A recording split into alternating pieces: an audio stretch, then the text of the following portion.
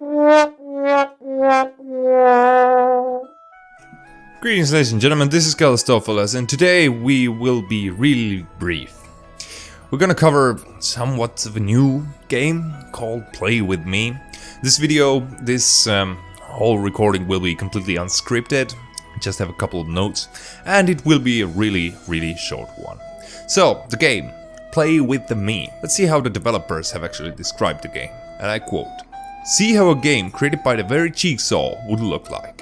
Use the available objects, outwit tricky illusions and optical puzzles, and above all, answer the question, will you dare to play with me?"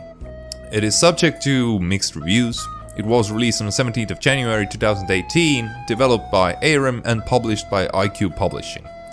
Okay, aesthetically, let's get this over with. It looks like a Flash game. It is like one-to-one Flash game from Newgrounds. That's basically how it looks like, for me, personally. This is all subjective, so you know where I'm coming from. What I like about the game has some good ideas regarding out-of-the-box thinking and gameplay elements. There are things that I really like matchbox. When you use a matchbox, you gotta light a match. You have to actually pick up the match and, you know, slide across the sulfur at a decent enough speed in order for it to catch fire.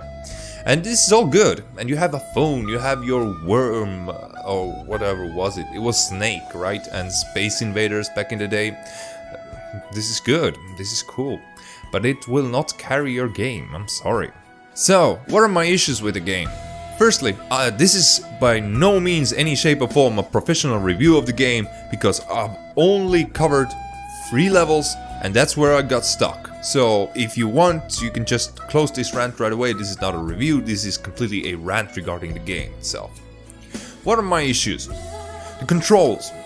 I understand the out-of-the-box thinking, right? It's brilliant and I like some of the elements that they've done with it.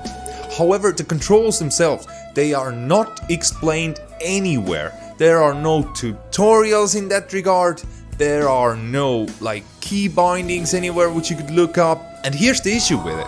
No one tells you that you can press Alt to move items around which you examine closer. Or you can use the scroll wheel to zoom. And stuff like that. Right? But this is not that bad. What is bad is that on the Linux version at least, if you complete the first room, you'll move into the second room, and then your backpack, the icon on the bottom left side of your screen, it simply stops working. I thought I was doing something wrong. No, this is a freaking bug. And since there are no indication of any freaking keyboard mappings, I spent quite a while just trying to figure out what the hell am I supposed to do, because the game doesn't allow me to open any backpack items. So I was stuck, and then I discovered, oh yeah, look at that, you can actually use the I button on the keyboard to open inventory. There are also countless numbers of crashes regarding the game. Also voice audio for the main protagonist. You see, when you examine an object, it usually says a line or two regarding it. And sometimes this just bugs out. Some of the items no longer make any sound. You can see the comment, but the guy doesn't tell you anything. So you reload the game, check it again, and voila, it works. And then at one point it doesn't again. So this stuff is buggy. First level, the freaking very first level you start out with. I spent around 25 minutes trying to get the freaking shackles off. This is the very beginning of the game where you're introduced to the game. 25 minutes for the first action. Because everything in the room what you click on, the guy tells you, I gotta take the shackles off. I can't do anything. But then at one corner of the room, I accidentally clicked on some sort of note paper. And magically it got transferred right in the center of the screen, big and shiny, and there was the code. Right, where's the logic in that? That sucks. That's a game design. Rambling. Then the level 3. That's where I got stuck. That's the end. I will not play this game any further until this game is fixed or has some sort of, I don't know, decent enough hint system. I'll probably just watch it through on YouTube, some gameplay channel or whatnot. On level 3, you are supposed to gain access to a computer and then get a code from the computer.